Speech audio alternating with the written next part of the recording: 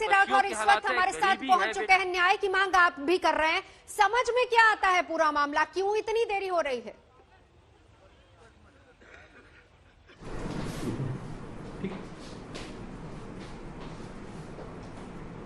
जी आ रही है, मेरी आवाज आप तक आ रही है राज्यवर्धन जी?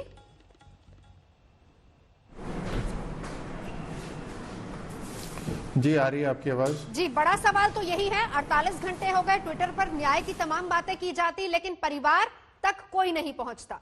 क्या वजह और क्या कारण नजर आते हैं इस पे?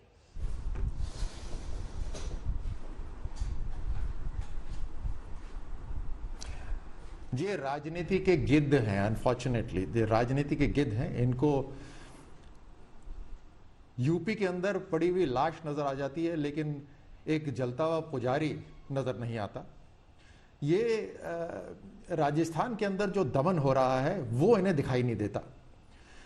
ये पॉलिटिकल पर्यटन करते रहेंगे हर बीजेपी शासित प्रदेश के अंदर, लेकिन जो राज्य कांग्रेस के पास हैं वहां पर लोगों की रक्षा हो सके, वहां पर न्याय मिल सके, उसके ऊपर कोई तवज्जो नहीं देंगे, उसके ऊपर कोई ध्यान नहीं देंगे।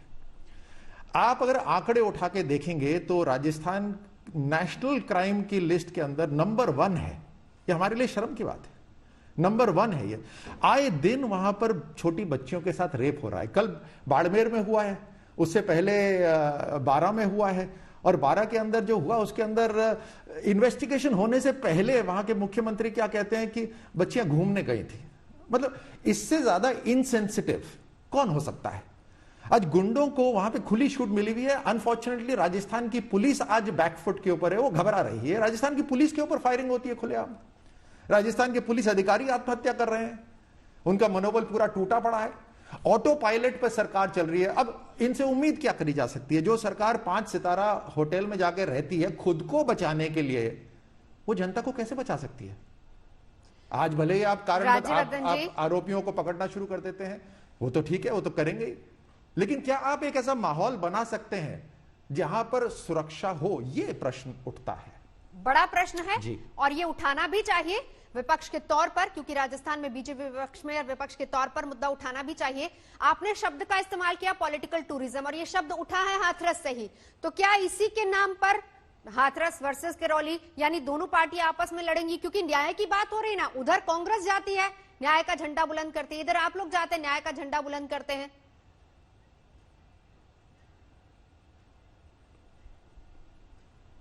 देखिए, मैं आपको बता देता हूं इन ऑल सीरियसनेस, आप भी महिलाएं हैं और बहुत सारी महिलाएं देख रही हैं, हमारे घर में बहू बेटियां हैं, बहनें हैं।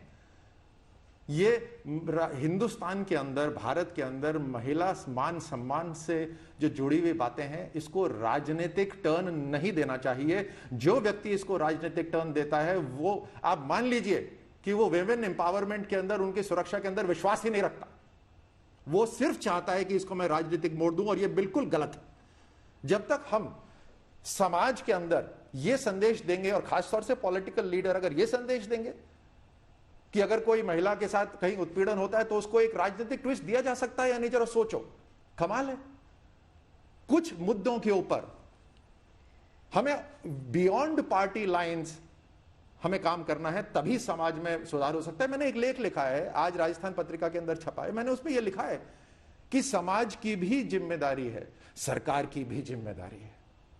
और जब हम इसको पॉलिटिसाइज करते हैं तो कहीं ना कहीं समाज को गलत मैसेज जाता है कि ये तो पॉलिटिक्स है, तो करा जा सकता है। आप कहीं ना कहीं शय लीजिए, अगर आप किसी पॉलिटिकल पार्टी के हैं, हो सकता है as a form of punishment ये करिए, कमाल है। भारत में ये नहीं हो सकता।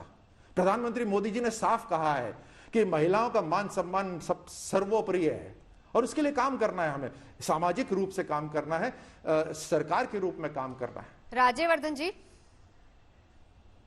बात सही कही आपने, और इसी बात को लेकर बार बार आज तक ये सवाल उठाता है कि कम से कम महिलाओं के साथ जो हो रहा है उसमें तो अक्रॉस द पार्टी लाइन बात एक ही होनी चाहिए, न्याय की बात होनी चाहिए, सियासत ना। वापस करौली पर ही लौटते हैं।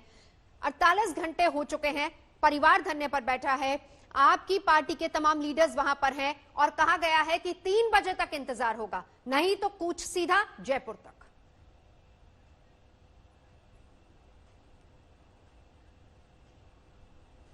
सरकार को झकझोरना उसको हिलाना, उसको नींद से जगाना, यह विपक्ष का भी काम है और जो मतदाता हैं उनका भी काम है। आप पिछले 5 महीने की घटनाक्रम देख लीजिए राजस्थान के अंदर। इन्होंने अगर सुरक्षा की बात करी है तो सिर्फ खुद की सुरक्षा की बात करी है, सरकार की सुरक्षा की बात करी है। तो 5 महीने इनके कार्यकाल में कम नहीं है। अब मैं बाकी चीजों पे जाना ही नहीं चाहता, लेकिन मैं 2 सेकंड के अंदर बताना चाहूंगा कि 1 से 10 तक गिनती करेंगे और आपके सारे कर्ज माफी हो जाएंगे। जो बेरोजगार है उनको बेरोजगारी भत्ता दे देंगे। कहां गए बेरोजगार? आज बिना भत्ते के बैठे हुए। किसान का कर्ज कहीं माफ नहीं हुआ। किसान का कर्ज माफी तो दूर, जो राजस्थान की जो भाजपा सरकार थी जो उस समय कर्ज माफी हुआ था, आज इन्होंने बिजली के बिल इतने बढ़ा दिए कि वो वापस किसान से ले लिए गए। मैं राज्यवर्धन सिंह राठौड़ से कहना चाहूंगा कि क्या बीजेपी के नेता यहाँ सिर्फ आते रहेंगे, बैठते रहेंगे, धरना देते रहेंगे, या फिर पीड़ित परिवार के लिए उनके लिए भी कोई योजना है? विपक्ष की भी एक जिम्मेदारी होती है, बड़ी पार्टी है, केंद्र में है।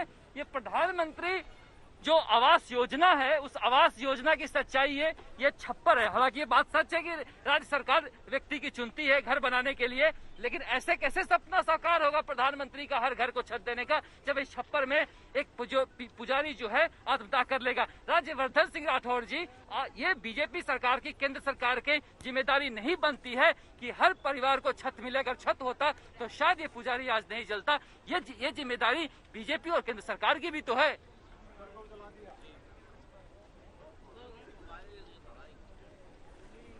शरद, मैं आपका जो आपने जो प्रश्न रखा है उसका भी जवाब दूंगा। उससे पहले अंजना जी ने बहुत अच्छी बात कही थी कि ट्वीट के बारे में बात करी थी कि कुछ लोग ट्वीट कर देते हैं, उसके अंदर सरकार वाले भी शामिल हैं, राजस्थान सरकार वाले। मैं इस बात पे ये बात कहना चाहूँगा कि अनफॉर्चुनेटली एक वर्ग है जो अपने आप को अंग्रेजी अच्छी बोलते हैं और अपने आप को पढ़ा लिखा मानते हैं, लेकिन उसके बाद भी एक तरफा उनका जो ध्यान होता है, उनकी जो जागरूकता होती है वो बड़ी एक तरफा रहती है।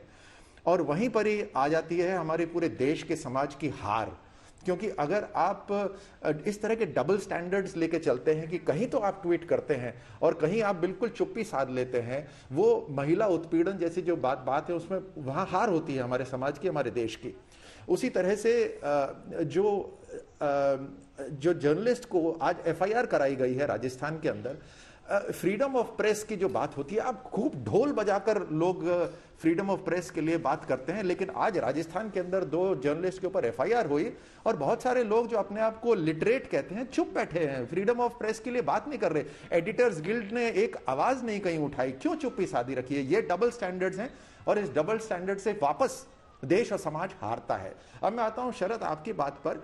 वहां पर जो सांसद जो पहुंच रहे हैं वो, जैसे मैंने कहा, एक विपक्ष का जो जिम्मेदारी है उसे भी निभा रहे हैं, साथ में इस समय परिवार की हिम्मत बंधाना कि परिवार अकेला नहीं है, हम सब उनके साथ में हैं, ये भी दर्शाता है। और साथ साथ निसंदेह प्रधानमंत्री मोदी जी ने जो योजनाएं चालू करी हैं उस कारण से हर पंचायत के अंदर 50-50, 100-100 घर बन रहे हैं। ये पहली बार हो रहा है और इस पुजारी का भी घर बन जाता, वहां पर कोई दिक्कत की बात नहीं थी। और केंद्र की सरकार, मोदी जी की सरकार इस बात को पूरा ध्यान में रखेगी कि न केवल इस पुजारी के साथ बल्कि अन्य जो पंचायत हैं उसके अंदर जो ऐसे लोग हैं, ऐसा वर्ग है जिनके पास आज घर नहीं है, उनके पास घर तुरंत पहुंचे। हम सबसे देश दुनिया की सबसे बड़ी पार्टी है, इस जिम्मेदारी को समझते हैं और इस जो घटना है इसमें भी पीड़ितों का साथ रहेंगे। राज्यवर्धन जी, प्रदेश के अंदर, राजस्थान की बात करता हूँ, पूरे प्रदेश के अंदर भी हम राज्यवर्धन जी क्या सपोटरा में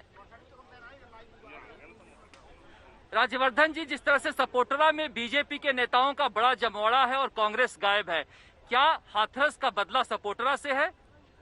क्या कांग्रेस को सांप सूंघ गया है वैसे ही जैसे बीजेपी को यूपी में सूंघ गया था?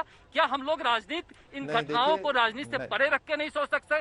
क्या कांग्रेस के विधायक और मंत्री ये नहीं आ सकते थे यहाँ पर? सरकार को, नुमाइंदा को नहीं आना चाहिए थे यहाँ पर? एक दल की राजनीति, एक दल के लोग एक जगह आते हैं, दूसरे दल के लोग विरोध में खड़े हो जाते हैं। क्या इस तरह की राजनीति नहीं बंद होनी चाहिए?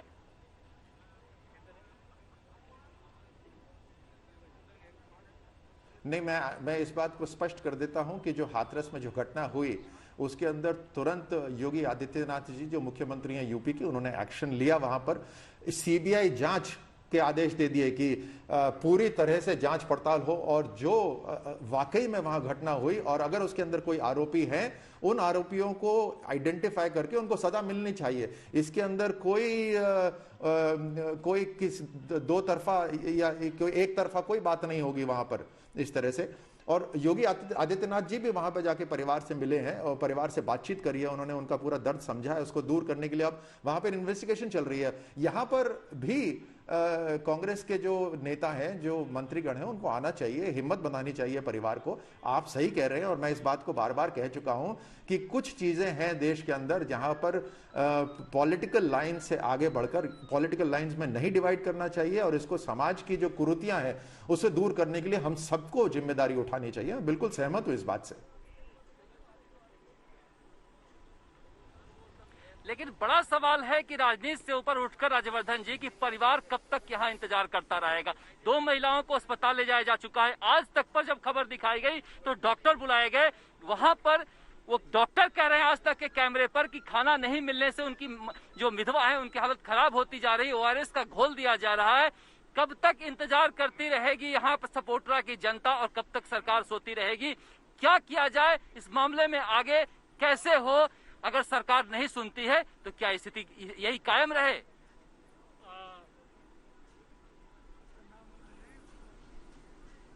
इसीलिए मतदाता सरकार को चुनते हैं, वो विश्वास जताते हैं कि वो सुशासन से वहां काम कर पाएंगे। आज मीडिया के कारण ये जितना भी वहां घटनाक्रम है वो हम सब लोगों के घर तक आ रहा है। आप सबको धन्यवाद उसके लिए। लेकिन बहुत सारी जगह है जहां मीडिया नहीं जा पाती और इतने सारे घटनाक्रम होते हैं कि मीडिया वहां नहीं पहुंच पाती। तो क्या वहां पर जिम्मेदारी नहीं है सरकार की? क्या सिर्फ मीडिया ही जब बात उठाए तभी जिम्मेदारी हो?